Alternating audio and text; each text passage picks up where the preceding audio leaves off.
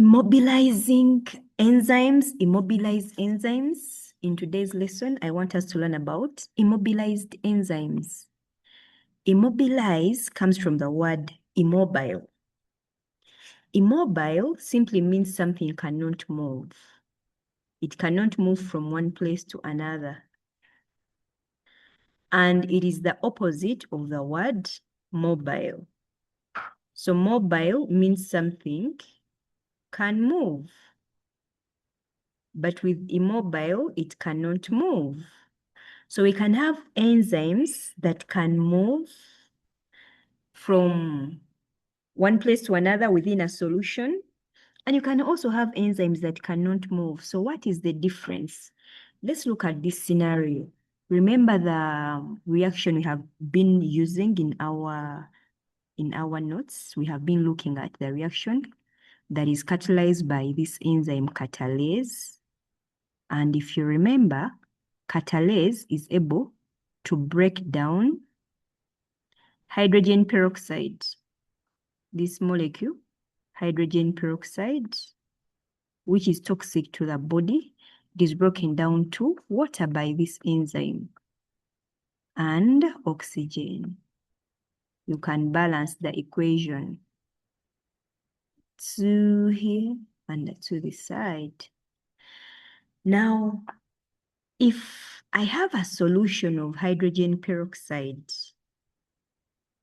and I want catalase to react with hydrogen peroxide, so I have my solution of hydrogen peroxide, which is the substrate.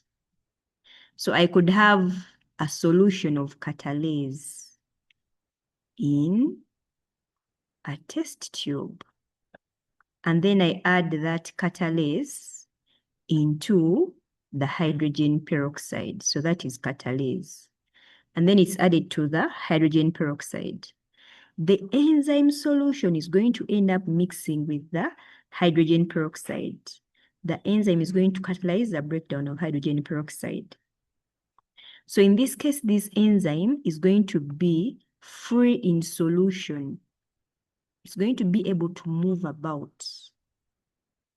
It's going to be mobile because it can move within this solution where it has been placed.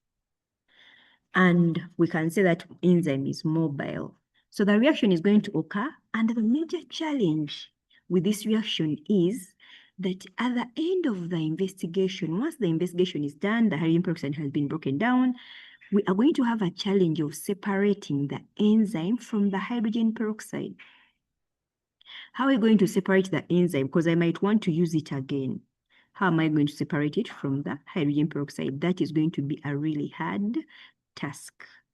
So that is how immobilized enzymes came about. So when you look at enzymes, enzymes are used on a large scale.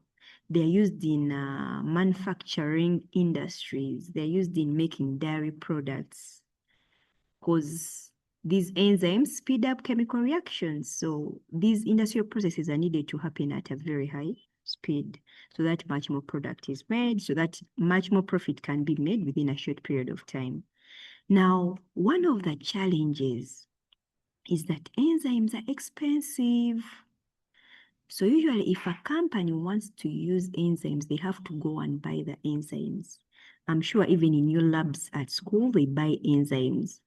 Now, these enzymes are expensive. And usually, remember, a company is interested in making profit. So no company wants to always have to keep buying the enzyme all the time, over and over again. So one of the best ways of recycling enzymes is to use immobilized enzymes. So immobilized enzymes are not like the one I've shown you where it is free to move about in solution. No, immobilized enzymes usually are going to be fixed in one place. So there is a substance, an immobilizing substance that is used so that the enzyme is fixed in one place so that it cannot move about.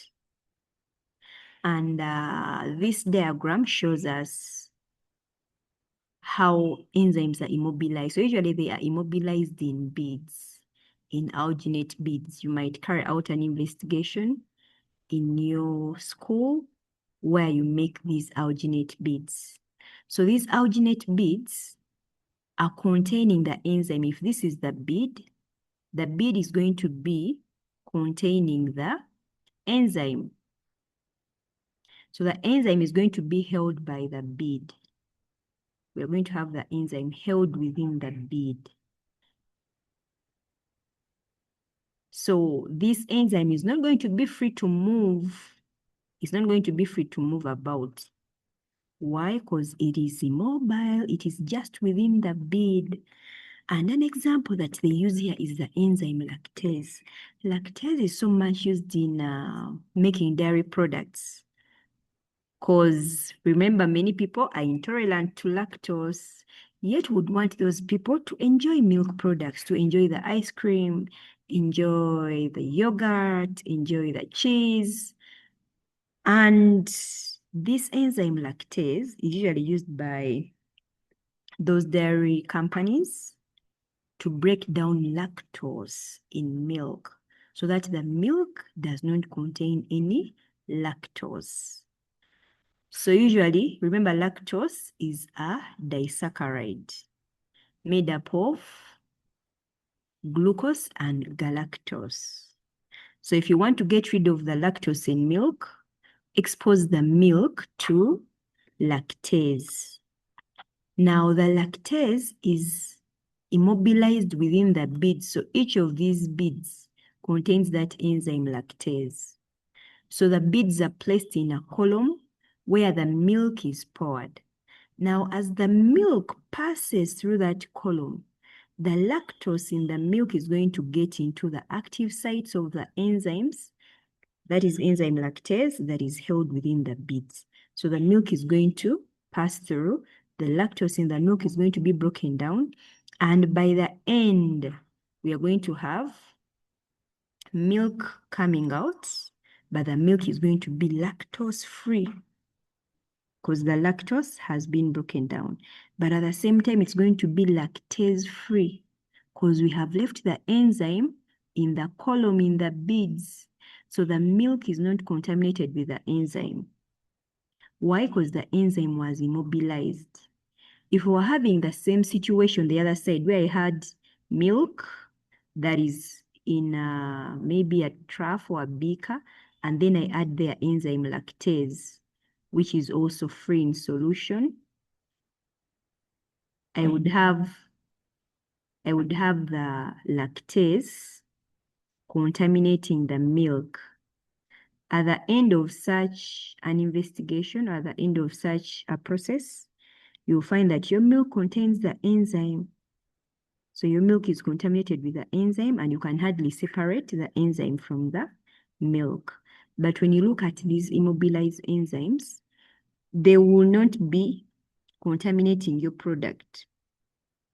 So the milk is going to be lactose-free and can be used to make dairy products, lactose-free dairy products for people who can digest lactose, who can't digest lactose. So at the end, the immobilized enzymes are playing a very big role. Which big role? First of all, they will hydrolyze the lactose to glucose and galactose. At the same time, they can even be reused. So this means the manufacturers are going to reduce the cost of buying enzymes because they buy one batch and use it for a certain period of time without buying again, since enzymes are really expensive. So the immobilized enzymes can be recycled. So these immobilized enzymes have other advantages. What are the advantages? The enzyme can be kept and reused. Then one of the other advantages is that the product is enzyme free. You could see the milk does not contain the enzyme, so it's not contaminated with the enzyme. And then these immobilized enzymes, most of the time, are tolerant to temperature changes. So when the temperature increases beyond the optimum, they are not even easily denatured because they do not, they are tolerant to temperature changes. They're also tolerant to pH changes. Why is it that they are tolerant to pH and temperature changes? Remember that this enzyme is going to be held firmly back to the diagram I was using. If I'm having this enzyme, assuming that is the bead, and then my enzyme, which I'm representing using purple, is held within the bead, some parts of the enzyme are not going to be exposed. So it means that this enzyme is not going to be easily exposed to those high temperatures, temperature changes, or to the changes in pH, because part of it is covered within the bead. So that is why they are much more tolerant to temperature changes and pH changes. And at the same time, the bead holds it firmly in that even if the temperatures are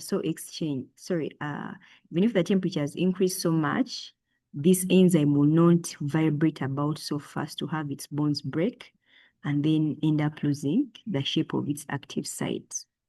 So that is why such enzymes are tolerant to temperature changes and pH changes. If you like this video, give it a thumbs up. Give us that like, share the video with your friend. If you have a question, feel free to put in the comment section. I'll be able to respond to you. Yes, see you. Bye.